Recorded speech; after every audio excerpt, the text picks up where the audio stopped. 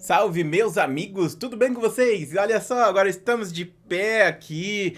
Ficou bem melhor assim, né? Bom, eu acho que fica melhor ficar de pé por dois motivos. Primeiro, porque as minhas costas não ajudam se eu ficar sentado o dia inteiro gravando, editando. E ficar de pé também ajuda na saúde, né? Falam que você ganha anos de vida, então agora não tô mais perdendo anos, tô ganhando. Olha aí, eu vou ficar imortal gravando aqui de pé pra vocês. E também fica mais dinâmico, né? Vamos ser sinceros, né? De qualquer maneira, agora vocês podem ver o meu cenário completo, todas as porcarias que eu vou ter aqui atrás. E vamos lá. Há algum tempo atrás, eu vi um vídeo da Suavemente Comentado falando sobre uma coisa que eu acho muito interessante, que é sobre macho alfa e macho beta. Você já ouviu falar essas duas palavras? Normalmente isso está muito popular. Tem alguns canais aqui na internet que são especializados em falar sobre isso, principalmente em ensinar os homens a serem macho alfas, a arrotar, a tipo ser espontâneo, dane-se todo mundo, pegar as mulheres, coisas do tipo. Isso é ser macho alfa pra muita gente. Ai caramba, a gatinha aqui, mano, tipo, tá mordendo meu pé. Complicado, viu? Eu também. O bom de ficar de pé é que a gatinha não fica atrapalhando. Mas, bom, ela vai ficar atrapalhando de qualquer forma, mordendo meu pé. Mas, voltando. Então, você tem o macho alfa sendo como, por exemplo, o líder da alcateia. Imagine que a gente agora é uma alcateia de lobos. Então você tem o macho alfa sendo o líder da alcateia. E o macho beta, na verdade, seria o submisso. O que lutou contra o macho alfa e foi derrotado. E agora tem que fazer tudo que o macho alfa quiser, entendeu? Então o macho alfa fica com as fêmeas, ele não fica com nada, o macho alfa pode comer, ele não pode, e assim por diante. Então, se a gente colocasse o macho alfa e o macho beta em perspectiva humana, seria mais ou menos aquele cara que faz tudo, que é espontâneo, enquanto o macho beta é a pessoa mais controlada, por assim dizer, que segue mais as regras, aquele cara que tá no trânsito e ele fica no trânsito ao invés de ir e seguir pelo acostamento e ir embora, entendeu? Então é isso que é o macho alfa e o macho beta super resumido. O vídeo da Yasmin ficou muito bom, embora tenha sido um bait, né, para esses canais. Ele ficou muito bom, bem construído, foi uma pesquisa muito boa, gostei bastante do que ela falou. Mas aí eu conheci recentemente o macho sigma, e aí eu fiquei, caraca, mano, que porra é essa? O que é o macho sigma?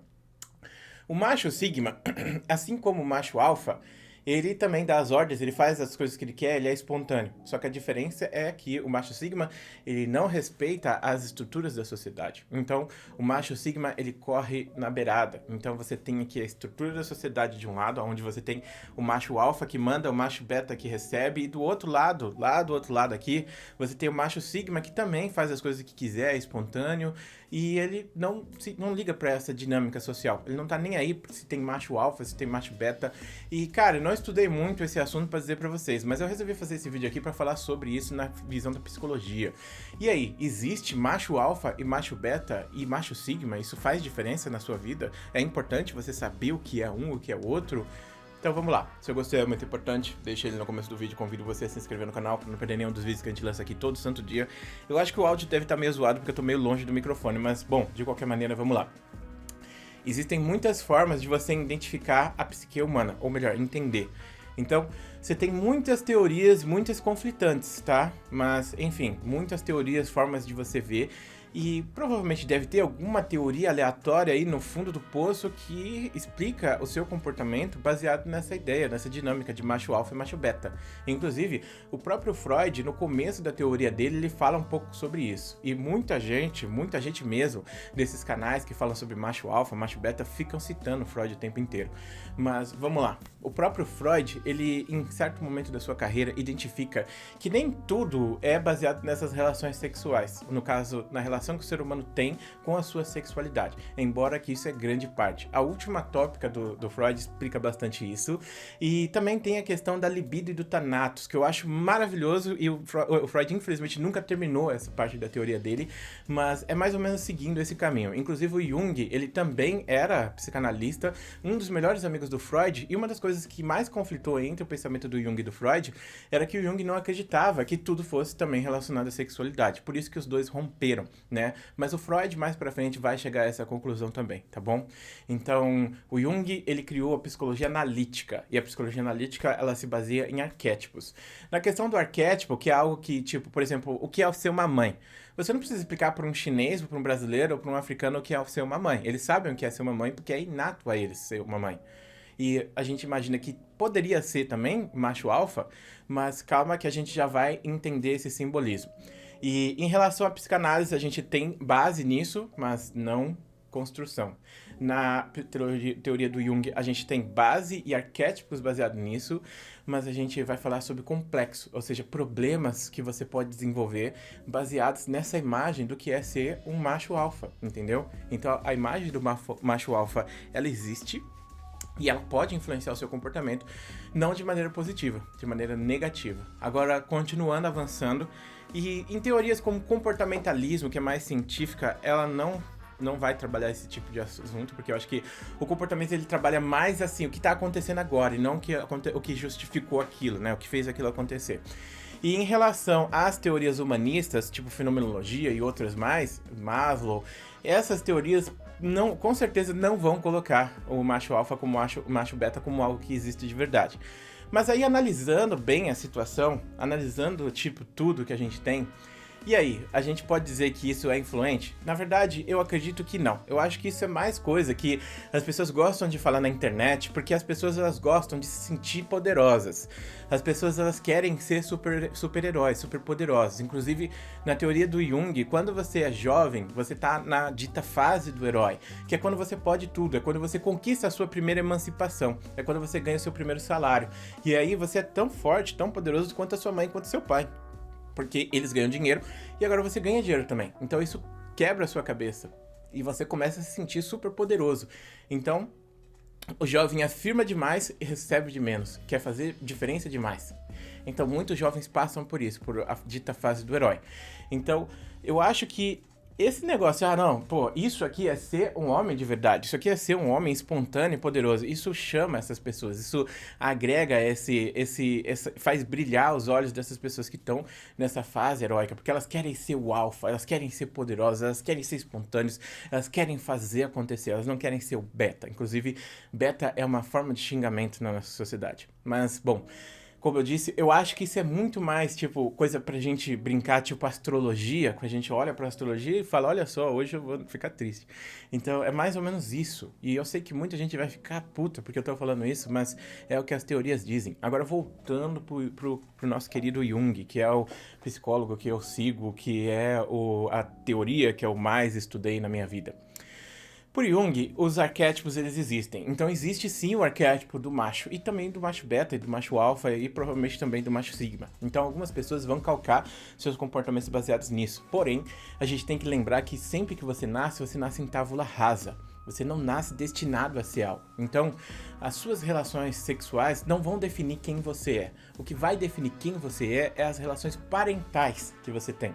E entra a questão do Freud que diz que as suas relações parentais também são relações sexuais. Não no sentido de você ter uma relação, mas a forma que você exibe ou entende a sexualidade, entendeu? Porque existe troca entre os pais e os filhos, pelo menos pro Freud. Mas a gente não tá falando aqui sobre a pessoa entrar em relação sexual, tá? É importante entender isso, porque a gente não tá falando da pessoa transar, a gente tá falando de como você entende a sua sexualidade perante como os seus pais entendem a sexualidade dele, que isso acaba influenciando o comportamento da criança até a sua idade adulta, perfeito? Então, no Freud, a gente poderia justificar dessa forma. E a gente poderia colocar, por exemplo, que a ideia de castração do Freud, que fala sobre o complexo de Édipo, essas paradas aí, é justamente a questão de que fala sobre esse negócio de macho alfa, macho beta, onde o seu pai é o macho alfa e ele manda na família, na casa, e você é castrado, você não pode mandar na família e na casa, você não pode ter essa relação de poder. Então, você seria um macho beta, com certeza, ou você seria criado como um macho beta, ou com as características de um macho beta, porque você não pode mandar. Mas, bom, depois que você cresce, você emancipa, você se torna você sai da sua família, você se transforma no macho alfa de certa forma, porque você, isso falando do ponto de vista do homem, tá? Porque do ponto de vista da mulher também tem a mesma situação, tá? Mas é que, bom, o vídeo é sobre macho alfa, então a gente vai falar sobre isso, mas eu acho que uma das coisas que joga uma chave de boca no meio dessa teoria do macho alfa, da da macho do macho alfa e do macho beta, é justamente a mulher entrar nessa equação. Porque muitas vezes a mulher também é a líder da família. E não é porque uma mulher é líder da família que você é um macho beta. Muito pelo contrário. E a mulher não pode ser um macho alfa porque a mulher é fêmea, entendeu? Ela é mulher, a menos que, sei lá, sem que se entender, né? Tipo, não tem como você justificar que a mulher seja um macho alfa nessa teoria se ela é mulher. Porque na teoria deles, a mulher ela é submissa. E isso é uma coisa errada, porque não é o que acontece na vida real. Você tem sim mulheres que não são submissas e você tem homens que são submissos. E isso não faz diferença. Isso não muda muito a discussão. Mas, bom, voltando pro Jung, vamos lá, vamos puxar o Jung de volta aqui. Então, trazendo o Jung de volta. Então a gente tem a questão de que, tipo assim, existe o arquétipo, existe o símbolo, só que o simbolismo pro Jung é quando um material, um objeto, alguma coisa, um sentimento, ele tem alguma carga emocional. E a carga emocional que a gente tem no macho alfa pode ser justamente por causa dessa questão do complexo de herói que a gente tem quando a gente tá com 17, 18, 19, 20, 21, 22. Alguns casos vai até além disso, tá? Então a gente pode estar muito mais perto dessa questão do complexo de herói do que a gente tá falando sobre você ter um papel na sociedade, que você é macho alfa ou você é macho beta, que não faz sentido na nossa sociedade, entendeu? Isso é uma teoria criada, como eu disse, para encantar as pessoas e chamar a galera para assistir. Agora, falando sobre isso, vamos dar um exemplo do exército. Bom, você já deve ter notado que os militares usam um negócio aqui, né? Então, quanto mais triângulos eles têm, mais poderosos eles são, certo? O triângulo é um símbolo fálico, e esse triângulo ele é utilizado desde a Grécia Antiga. E esse triângulo, o significado que ele tem é literalmente um pênis. Então, quanto maior é o seu pênis, maior é o seu poder no exército, basicamente. E você vai falar, nossa, como assim? Eu não acredito. Pode pesquisar, é isso mesmo. E a questão inclusive, dica de leitura para você que quiser saber mais sobre isso, tem o livro do Jung, que é O Homem e Seus Símbolos. Esse é um livro de entrada para a teoria do Jung e ele justifica com essa questão. Então, lê esse livro, que é ótimo, se você tiver interesse na teoria do Jung mais profundamente. É um livro muito bom, não é arrastado, e foi o último livro que o Jung escreveu, eu acho, antes de morrer. Na verdade, ele nem escreveu, né? Ele falava e alguém escrevia para ele, porque ele já estava muito debilitado. Mas, voltando aqui para a questão do Jung, então... Você tem essa questão de quanto maior é o seu pênis, mais poder você tem dentro do exército, entendeu? Isso antigamente funcionava. Então o cara mais pica era o cara mais poderoso. Só que hoje em dia, a gente distorceu tanto esse significado que hoje em dia você vê o símbolo do exército, ele significa uma coisa completamente diferente. Porque ao longo do tempo ele pode até começar dessa forma, com questão da sexualidade, como tudo deve ter começado. Mas hoje em dia a gente transformou isso em uma coisa completamente diferente, entendeu? A gente tem na psicanálise uma forma de você mudar o comportamento. Por exemplo, chama-se sublimação. Então você pega um comportamento sexual e você transforma ele num comportamento normal, entendeu? Você transfere a sua libido dali pra cá. Por exemplo, arte, pintar um quadro, entendeu? As pessoas sentem prazer como se fosse prazer sexual. Inclusive, ontem eu tava no Reddit lendo que, tipo, fazer exercício físico, né? Fazer musculação, pá, é tão gostoso quanto ter uma relação. E eu fico pensando, mano, tipo, eu não sinto nenhum prazer em fazer isso aqui não, na verdade eu sofro bastante. Mas a questão é, tipo, pra pessoas que sublimaram o instinto delas pra isso, então se torna algo prazeroso de verdade, entendeu? Assim como tudo que você vai fazer na sua vida, você acaba sublimando, você acaba dando significados diferentes, porque você não nasceu feito pra ser uma coisa específica, você nasceu pra existir e pra através das suas experiências, do coletivo das suas experiências, formar uma personalidade, formar uma coisa de gostos e assim por diante. Então, pro Jung faz sentido esse argumento de que você pegou a ideia do macho alfa e deturpou ele pra outra coisa, e hoje em dia o significado social que ele tem é completamente diferente do significado social que ele tinha originalmente, entendeu? Porque originalmente o macho alfa e o beta ele poderia até existir, embora que eu não sei se nos primatas você tem essa divisão, né? Mas de qualquer maneira, nos lobos tem, eu acho que é muito diminuir o ser humano demais a comparar o ser humano a um lobo. Tipo, a gente não é um lobo, a gente tá longe. Só porque o lobo é bonito, olha só, o lobo, eu sou um lobo furry aqui. Então é tipo isso, não dá pra você pegar e e fazer essa mesma comparação.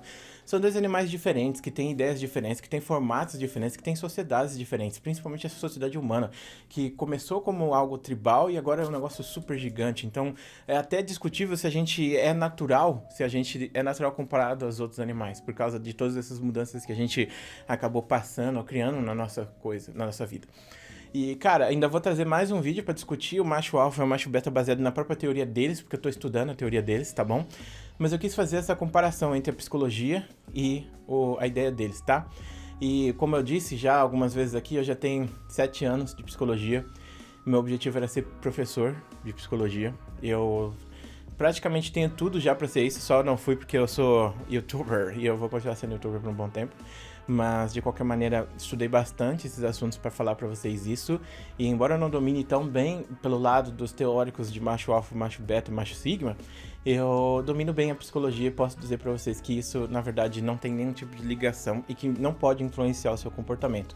Mas que, na verdade, é uma forma dos coaches, né, do YouTube criarem uma argumentação em cima disso, de tipo, você é beta, você não faz nada, vamos mudar, vamos fazer as coisas, vamos ser mais espontâneos, vamos pegar umas mulher, umas paradas assim, entendeu? E é isso aí que eu acho que isso acaba encantando muitos jovens, principalmente os jovens que têm problemas sociais, que são tímidos ou que se consideram beta, mas que gostariam de ser alfa em algum momento. Não é o caminho para vocês conseguirem conquistar isso, mas pode ser algo que ajude vocês, caso vocês acreditem muito, porque, como eu disse, você acaba dando significado às coisas que entram na sua vida. Elas fazem sentido para você da forma que você achar mais interessante. Então é isso. Muito obrigado por assistir esse vídeo. Muito obrigado por ser uma pessoa maravilhosa. Um grande beijo, um grande abraço. A gente se vê depois.